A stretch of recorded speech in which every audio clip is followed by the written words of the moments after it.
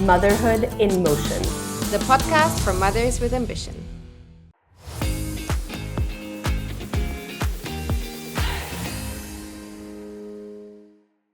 Hello, everyone. Welcome back to the Motherhood in Motion podcast. I'm Anushka and Constanze, founder of Nannies More and co-host of this podcast. Hi, I'm Constanze and co-host as well, founder of Both and super excited to do our end of season recording today. And today we get to do this in person in the same room, so we're very excited. So where do we begin? Go ahead. To be honest, I think we begin with a celebration because we managed to do this season amidst many things. We have had many interviews, many amazing women joining who all went through the same thing than we did. And I think I just want to recognize that we all managed to do this and that our ambition came through, more and less depending on the time. But I think for you personally, this was a very amazing start and something that you really were close to when we started this in February, March. Maybe you want to share us a little bit on why this all started. Yeah, so to Constanze's point, we have been through regional war. We have been through being in different countries, on multiple different continents, different time zones. And yes, we still managed to do these 9 episodes. So we are in motion the whole time. Absolutely, in motion completely. Yeah, for me, this was extremely personal. So of course, the Motherhood in Motion podcast for mothers with ambition in general is very personal to both of us. But when the crisis hit, we decided to pivot. Before I started Nannies More 3 years ago, my entire career was focused on crisis settings. And I worked very much with women and adolescent girls in these crisis settings. And, a big part of my job was actually doing a rapid gender analysis to see how crises impacted populations. And in every single context, whether it was natural disaster or war or some other form of displacement, we always see how women and girls are disproportionately impacted. And, I had hoped that given that we live in this country that is so well-resourced, so resilient, time and again they've come out on top despite COVID, despite financial crises, I was hoping, it might be a bit different. So even though the defense system stayed strong and the health system stayed strong, the caregiving burden really did not. Once again, it disproportionately impacted women and especially mothers. And so that is why I think this season was so deeply personal to me, and I'm so glad we pivoted to shed light on this topic. And I think that was the reason why we pivoted into this survey as well, because I think maybe we did think that things would be different. We really hoped that the numbers would show us that it was not all on mothers. And I mean, of course, it's not black and white. It was not everything for everyone at the same time. But we do see in our numbers that it was disproportionately burden on the mothers. And whenever people shared their stories, whether they stayed here in Dubai, whether they left, we see that the care and that the burden of everything, whether they worked or not, was on mothers. And we just wanted to share these stories. And that's basically what we did. First with the survey and then with all the interviews that we had since then. And I think we have many highlights. We can't share all of them today, but we wanted to go through some of them. And maybe let's start a bit with our personal reason. You already shared a little bit why you wanted to go into this. What was your situation when we started? So, I think at the very beginning, my husband and I already had plans to go on a trip, just him and me. So we ended up pivoting, bringing our children with us for a 10-day trip to the US that was completely unplanned. The lack of childcare infrastructure there, despite having my parents and other really incredible support, really did have an impact on us and did show me that things froze. In those 10 days, I wasn't able to think about anything except for what is the next meal we're eating, whose diaper am I changing, just the very basic survival skills. But after that, actually, when I came back here, back to my system, back to my routine, back to my incredible nanny support, it made me even more driven to do things like this, because I thought that we need to document what is happening. It reminded me of the episode with the founder of Kids AI, Irmak Atabek, who had talked about having her first child during COVID. And despite all of that, she said, I built anyway, you know? Like, her ambition did not decrease. It continued, and she built anyway. And I think that's exactly what we did with this podcast. And I know your situation was a bit different, so... It was different. And that's why I think this is so amazing to share, because it also shows how you can build on each other, right?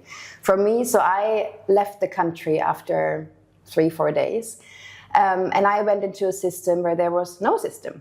I just had started a new job, which I did then remotely. My mom was there, of course, when I went to Germany, but then there was no system around it, there was no routines. I needed to find a place to have space for myself, and I didn't really find that space easily, and it took me a while to get into this rhythm. I did at some point, but it took a while to set up all the systems. And so when you came up with this idea of, let's do another survey, I was sitting there like, I don't know how and I don't know when.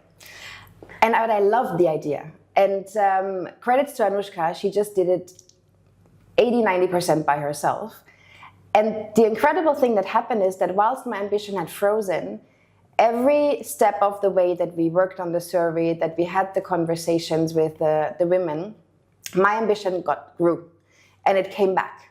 And it came back to what I actually want to do. And your excitement about, we need to document this, we need to talk about this, really made me even more ambitious maybe than before to do this. And so I realized that we need this village, we need to lean on each other. And yes, of course, the support system, the nanny system, everything is very important. But also for me, in that case, it was the friendship system and this co-working system that was even more important, and that kind of helped me through this time. And then when I came back and I felt like the system is back in place, I really had time and energy to do this. And that's where I was thinking a lot about what Liying said in our podcast. Liying, the co-founder of Crunch Mom. She's a good friend of ours. She's the one that actually introduced us. So she's kind of the link to everything we're doing. But also the way she expresses her ambition and how it links to her values, and the importance of linking these values into everything she does, reminded me of how I forgot it at that point and how I needed to be reminded of it. And it really helped me to kind of take that next step. And that's what happened with every conversation. Every woman had like 1, 2, 3, 5 sentences and episodes and examples that made me think differently, and that made me think about what we can do with this podcast. Absolutely. And I think what she had said that had stuck with both of us was, my ambition is not rushed, right? And that also links directly to what Leilani Rooks, who is the family couples counselor, had said about nothing is lost in motherhood, right? I think it is just such a good reminder from both these incredible women that it's important to pause, reflect on our values, like you said, and really find ways to be true to them. Because even when these moments are hard, and just focusing on my kids' food and diaper changes, I was also hanging out with them. I was also, building these skills for myself, and also really enjoying this, time that I got uninterrupted with my kids. So I think both those two things really linked as well. Which links again to what Lucy said, right? The founder or the co-founder of Homegrown. Yeah. She said that have the joy and don't have the guilt. Yeah. And I thought, like, for a long time actually in that season, I would call it, I had a lot of guilt. I had guilt of not working enough, of not being there enough for my son, of not being present enough for the podcast, of not doing enough for anything around me. And I missed the joy in a lot of these things, because how nice is it to be able to be home for 2.5 months, right? And to actually have that family system around. And she reminded me that sometimes you just need to sit still and enjoy. And let go of the guilt, because probably you're the only one holding this guilt and no one else is asking you for it, right? And that's another one that it's kind of like a post-it I want to put somewhere. Yes, absolutely. And just to be reminded in everyday life that, yes, we all have the guilt, and we also should talk about it, which we did actually at the event at Nannies More a lot. And coming back to that event, I really thought it brought so many women together in one room, sharing what they were thinking about. And there was one question, like I just mentioned, about the guilt, which I thought was so interesting to have answered by all the panelists. But the event in itself, maybe tell us a bit more about the event and how did you come to organize this event? Yeah, and I mean, I think this is exactly how we go from research to real life, right? And I think all of our conversations in the podcast are data backed from our research or someone else's. And I really loved that we were able to do this through the Nannies and More event for ambitious mothers, the early parenthood village for ambitious mothers. So yes, we had this incredible panel, which Constanze kindly moderated. We had Julie, who's the co-founder of Crunch Moms, Ashley, co-founder of Baby Expo, and myself. And we talked about so many different aspects of motherhood and ambition, including guilt, identity, what keeps us moving, and what our future outlook was. But I think the part that I thought was really, incredible that we had not done before at an event like this was directly linked to our research. Our research shows the importance of infrastructure, and that can look like so many different things, right? We've seen from our data, 64% of women said that they need flexible work to really pursue their ambitions. So we had a roundtable focused on mother-inclusive work environments. From our data, see the importance of mental health and women's own space for their own well-being.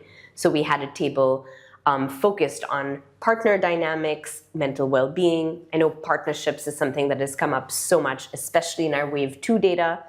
We also had an incredible session focused on AI for busy moms. We had support for postpartum and pregnancy.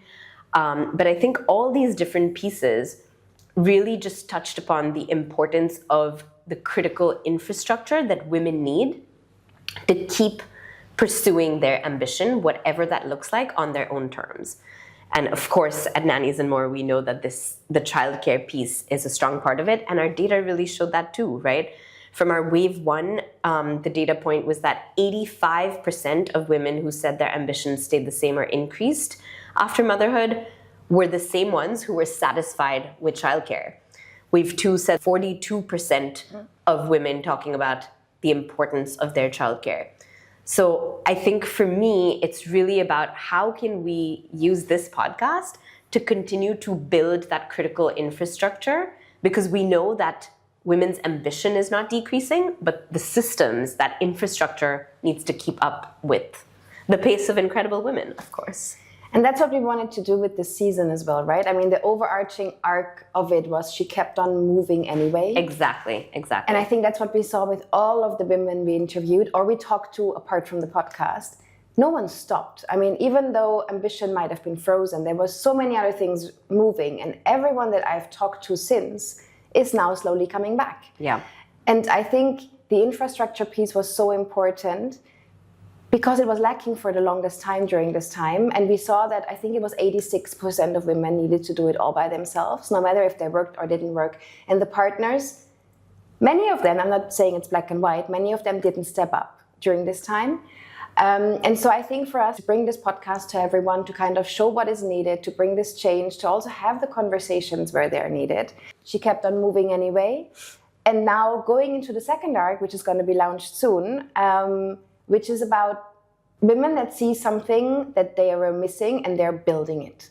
Because they see it is very important for other mothers with ambition to have this in the system. So we have many amazing guests coming. We already did many interviews, so you're going to be very excited about all the interviews we're having from across the world, because we're going to expand. But I think for us still, the main thing why we're doing this podcast is for everyone to create these conversations, to have the conversations in your workplace, in your community, with your friends, with your partner, with the infrastructure system that you're building, and to make this change. Because even if it's just a small change, an incremental one, we believe this will make a better and easier world for our children. Exactly. And I think I'm so excited about season 2. Yeah. The problem she couldn't unsee really focused on founders. And some of the women that we interviewed, even in season 1, are founders themselves. And as a founder of Nannies and More, something I've been reflecting on a lot actually comes from something that 2 of our guests said. I've been wrestling with what I first thought of the tension between wanting to take, Lala's advice and something that comes very naturally to me, which is leading with empathy, leading with my values, and, speaking to myself and to my teammates in a way that I would speak to the women in my life that I love, right? Versus something Laura, who's the CFO of OSN, she said the importance of, not waiting to be invited to the table, kind of highlighting that element of fierceness and just proactiveness and not holding back. I first saw as this tension between, being gentle and fierce is not at all a tension. It is really, as you would say, Constanze, the both and of being a founder. Yeah. So I'm really excited to delve into that with these incredible women we've lined up, some of whom we've spoken to already, from everything around AI for busy families to sustainable products for intentional mothers and families, and so much more. We don't want to give away too much, but very excited and hope you all will follow along with us. Thank you. This is Anushka and Constanze signing off on Motherhood in Motion, the podcast for mothers with ambition. Thank you. Thank you so much for listening to our podcast. Please subscribe on YouTube, Spotify, Apple, whatever is your preferred channel. And please hit the 5-star button. That really helps us to give you even more insights and more stories on Motherhood in Motion. Thank you. Motherhood in Motion, The podcast for mothers with ambition.